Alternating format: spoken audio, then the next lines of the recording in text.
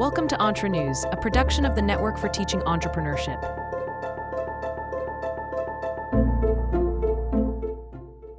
Well, hello, everybody, and welcome again to Entre News, our podcast from the Network for Teaching Entrepreneurship, NFTE, where we explore the power of entrepreneurship education to change lives and build brighter futures.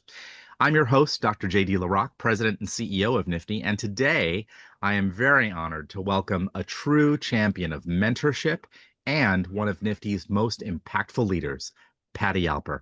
Welcome, Patty. Thanks, JD. I'm thrilled to be here. My favorite cause. Thank you. Patty, you are a nationally recognized speaker, philanthropist. You are author of a great book called Teach to Work, which I'm sure we'll talk about.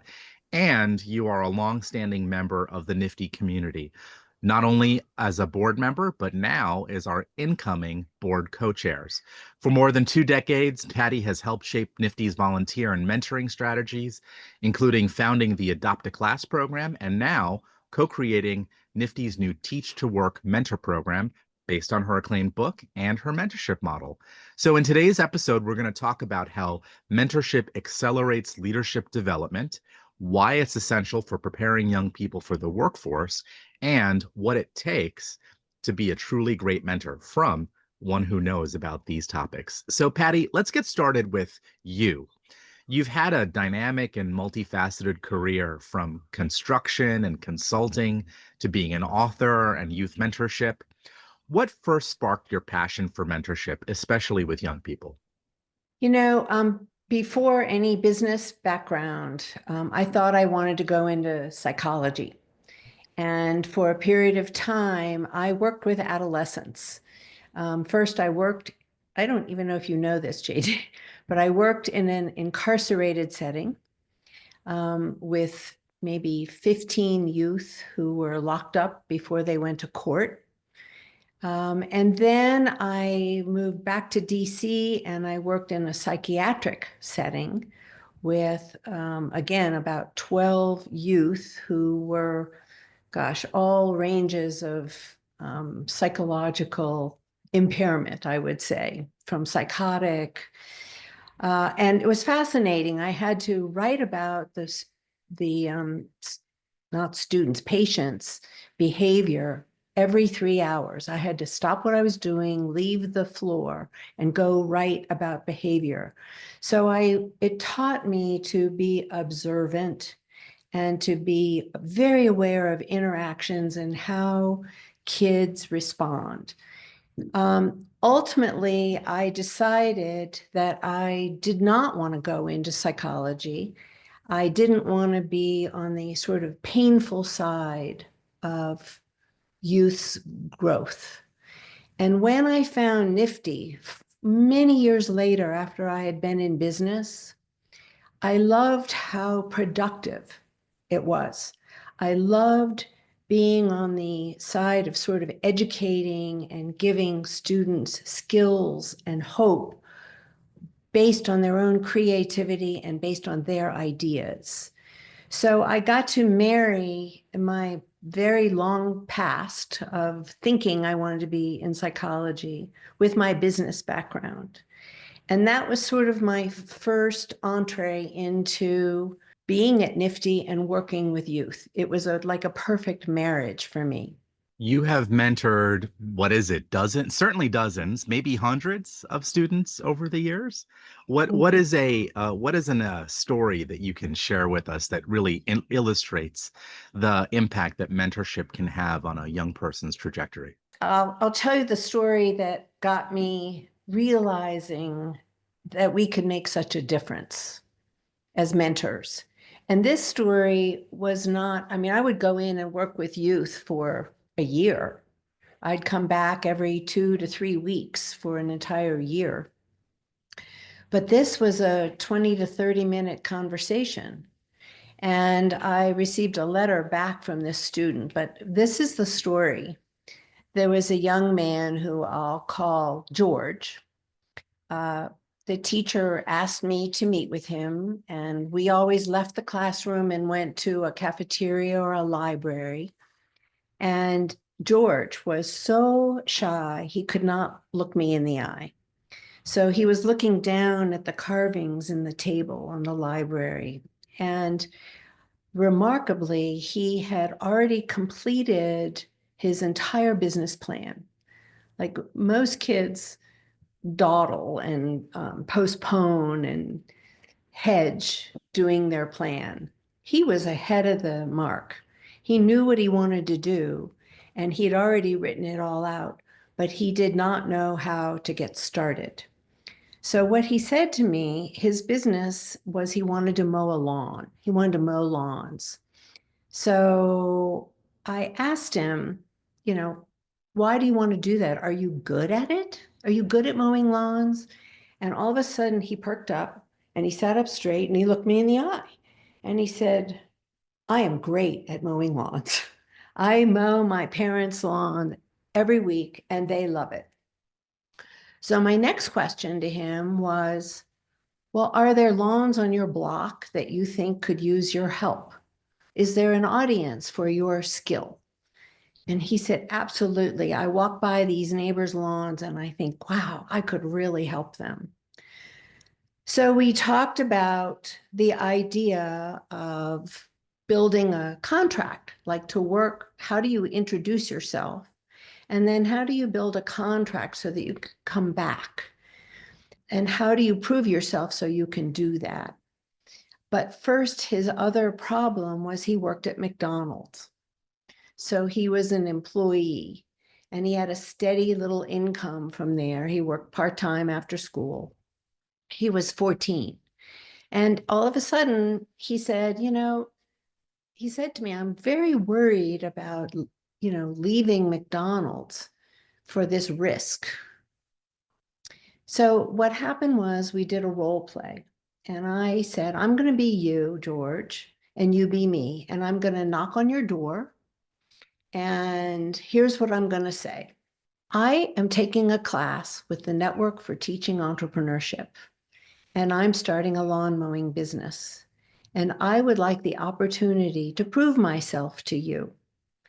I see that your lawn could use probably a little work, and I would like to charge you $20 today, show you what I can do. And if you like what I've done, I would like to come back every week. So I said, can you do that? Can you knock on a door and say that? And he said, I think I can. So we switched places. And then he knocked on my door. I came back to class, and he was always way in the back of the class. But I got a letter from him maybe 3 months later, well now into the spring. And the letter said, Dear Miss Patty, I didn't compete in the competition this year, but what I've learned about running and owning your own business is that I have gained confidence, and I am going to compete next year and come out victorious. I have to tell you, I quit my job at McDonald's. I have 10 regular clients. I'm making over $300 a month, and I owe it to you. Thank you so much for helping me get started. That story blew my mind. It was a 30-minute conversation over a library table. And I feel like that launched that student like he had not been launched before. So that experience, like the ripple effect that you can have, and you don't even know it. And it's just basic little business skills that are being shared, is huge.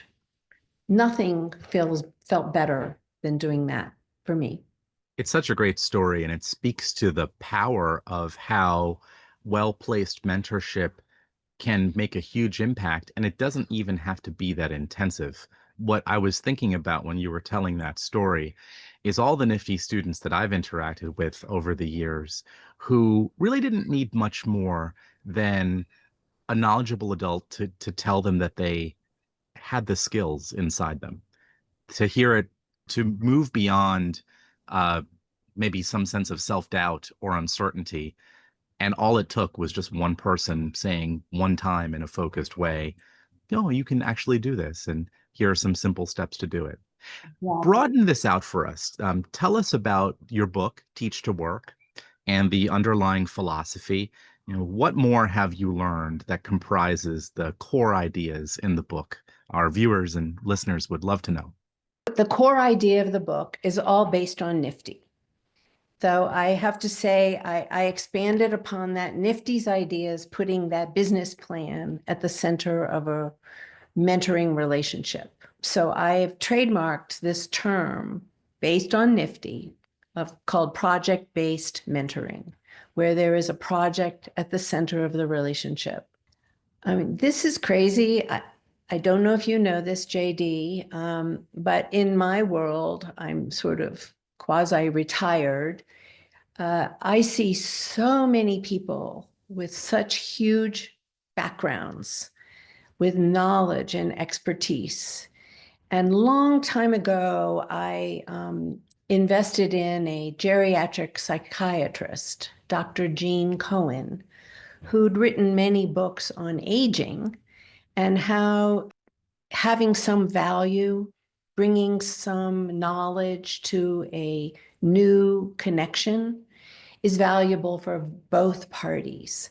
I mean, I see so many people that are golfers or in the worlds that I travel in that have so much to give and are bored. And then I see students like the NFTE students who are dying to learn, who want skills. And I believe that some of the experience and knowledge from these practitioners could be passed on, and it's a different knowledge than from a teacher. A teacher typically does wonderful work, but they're more academic and theoretic. And that I believe what I've seen with my own eyes, learning by doing and learning from someone who's done it, it's a wonderful marriage for students learning. And I think it's something that's missing in education. So the psychiatrist said that bringing together different points of view and different perspectives from different socioeconomic, age bracket, it's good for everybody. Everybody learns from each other. So this core concept of sharing knowledge from somebody you would look up to as a student, from somebody who would speak simply. I've kind of carved out a role in this project-based mentoring for each participant, the mentor and the mentee. And in that capacity, the mentor is not to be an authority, not to tell a student what to do, not to admonish them. They're not grading them. They're not paying them. It is simply a practitioner who's lending knowledge, playing the devil's advocate, asking good questions, potentially posing some steps and methodology of how to get something done. I've kind of carved out a role, so it's not ambiguous. And then for the student, I actually have just written a new sort of mentee preparation material so that the mentee also knows that it's their idea and it's their execution and their implementation. And they're just there to have somebody, a mentor, coach them along the way. And what I have found is, and what I have witnessed myself, is the students' project excels. They go further than they might have gone of their own accord. They gain confidence. They are willing to take higher risks. They're learning new skills. And everything they're walking away with, which is why I wrote the book, is all related to work skills that employers want. They're learning to collaborate. They're learning to think critically. They're learning to speak a whole new language of the project. They're goal-oriented. With the mentor, I request that the mentor helps the mentee in preparing an oral presentation And that's exactly fitting with what an employer would want. They want to be able to say to an employee, could you do me a favor? Get this done, research it, tell me what you think, come back to me. You've got 2.5 weeks. That's what an employer wants, is somebody that can be resourceful, get it done, maybe have somebody along the way to help them get it done and come back and say, this is my outcomes, this is my opinion, this is what I recommend. So I think it's very valuable for everybody involved. It's a win-win-win. The way you're explaining it makes it really clear how it's a really two-way street where both the mentee and the mentor benefit from the relationship, which is really amazing to hear you describe. And also what you describe about just the relational aspect and the way the mentor is positioned, not as the kind of all-knowing authority, not as someone who's sitting in judgment, but just a friendly mentor who's there to listen and to reflect and to bring in insights from their own experience in, as you say, not an academic way, but a more authentic and experience-based way. I can see how, as an educator, that type of teaching, and it really is a form of teaching. That's why I think you call it teach to work.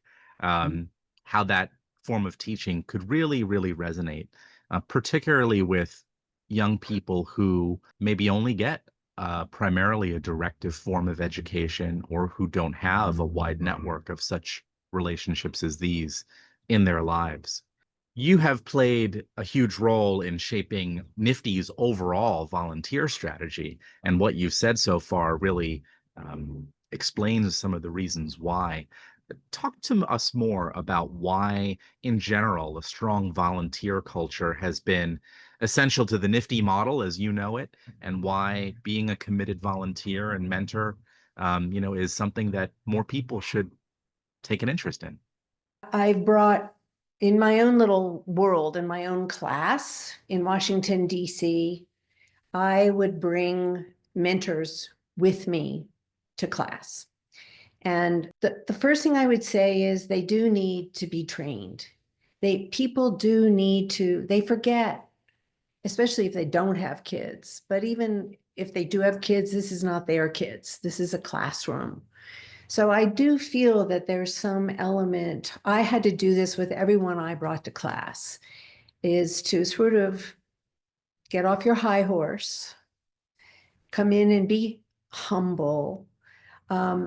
I've observed in my own experience that when I talk about my pains of being a woman in the field of construction and having to learn an entirely new industry and taking it step by step, and here's how I did it. I watched how kids behave back in my beginning psychology path. I noticed the questions kids ask. And when you share fear and you share failure and you share how you overcome that failure, your strategy, all of a sudden you're relatable. And the kinds of questions the kids ask, they're much more open to connect to you when you share pain. So that's part of what I do recommend, is to not come in and say, I've, built a $100 million company and, I have 200 employees, and they can't connect to that. Their kinds of questions are typically, how did you know you could do that? Weren't you scared of failure? I remember somebody from the largest catering company in Washington coming in and talking about how the first few weeks he started his catering company and he had to have a cake and the cake fell. It totally smashed on the floor. The kids were on the edge of their seat. So if you just observe, I feel like I have witnessed and created a beautiful match. I have so many, and I've written about them in the book, mentors who have loved that experience. They just needed a little hand holding to get to the plate. And then, my God, they flew. I have one gentleman who is a serial entrepreneur. He invented the EpiPen.